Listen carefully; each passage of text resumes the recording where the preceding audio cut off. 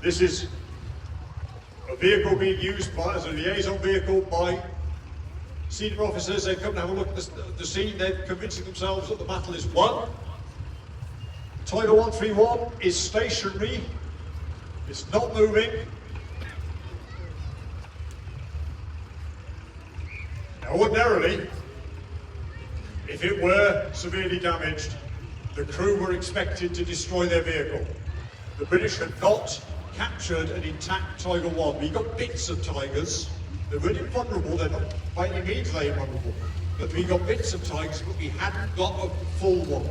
For some reason, the crew here has not exploded the demolition charges on board. Tigers were fitted with scuttling charges off U-boats.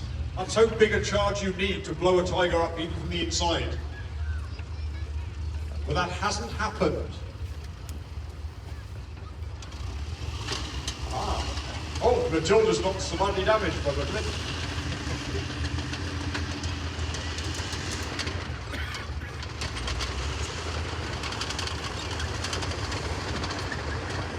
We know now the story of Tiger 131. We know that it was disabled effectively by 6-pounder fire from tanks, probably from 48 RTR. This turret was jammed, at least one crew member was injured. We know the radio was knocked out. And we know, in fact, that when it was recovered, the engine was found to be missing rather badly. It was a very early example of the Tiger, underpowered, and the engine effectively wasn't up to the job. In fact, that one up there has got a different engine in it, which makes it go far better. We don't necessarily know what happened to the crew. The Sherwoods claim to have captured them. When the Sherwoods claim to have knocked it out with the 75mm. And we know that's not the case. We know that it was knocked out by 6-pounders fired by 48 RTR.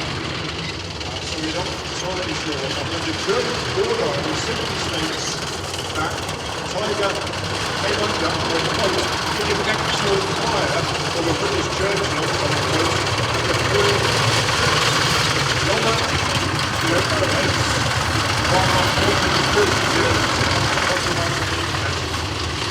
there we go. There's our Matilda. And I think it's time for me to hand over now to David, who's going to take you through an impressive display of contemporary World War II armour. Thanks for your time. See you again. Bye-bye.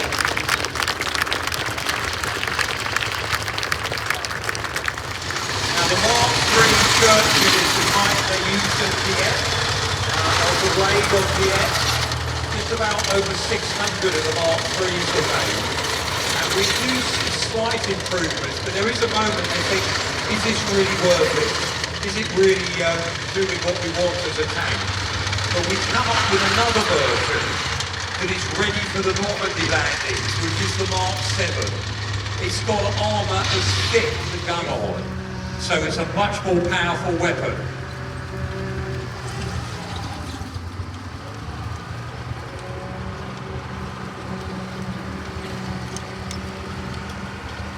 Now they start making Valentine tanks in Canada. Most of the Valentines made in Canada go straight to the Soviet Union to help the Russians in the Second World War. We send over 1,000 from Britain there. And again, it's one of those things that if you read the accounts that he really needs it, and we get thousands, 49,000 Shermans built in the Second World War.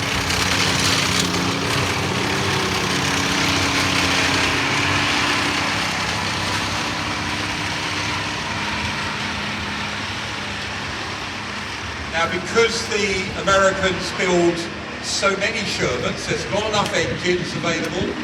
Hence, M4, A1, M4, A2, we have different types of engines going.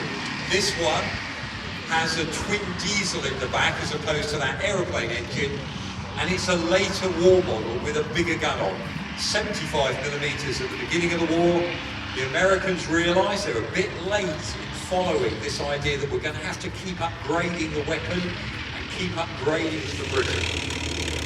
Which is why tanks like the Sherman, This vehicle, the M5, the Stuart, is so important for British troops. This was what was going to be the light tank for the Americans. It was a scouting vehicle. A vehicle that it was relatively fast, just about to get up to 30 miles an hour. So now the Mitchell bomber was going to fire this gun, 76 millimeters, same size as on a Sherman, at ground targets, but they made it lighter so it could go in an aeroplane. And that's what they put on this Jackie tank. Thinner barrel, different recoil system, a lot lighter than the same size gun on a Sherman. They angle the iron. They go to beyond belief in terms of scale. The arts report is they're starting to come up with missiles that can outrange guns like this put on a tank. So let's not bother about a bigger gun. Let's just go for a different weapon system on our vehicles. So even though this one, you know, it's a wow factor, no two ways about it, by the time they're knocking this on the head in the mid-1950s, they realise, hang on, we've got other ways of knocking out tanks. So we don't need a gun like these things.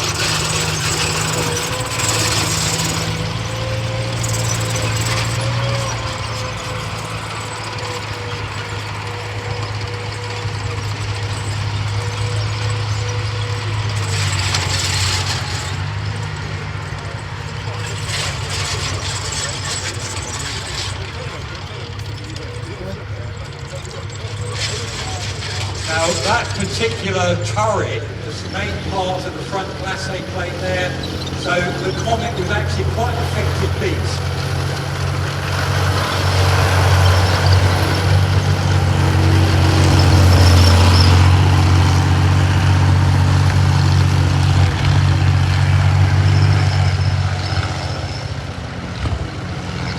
And it's been mentioned already, hard to hear the Panzer III drive around with an aeroplane engine in the back of the...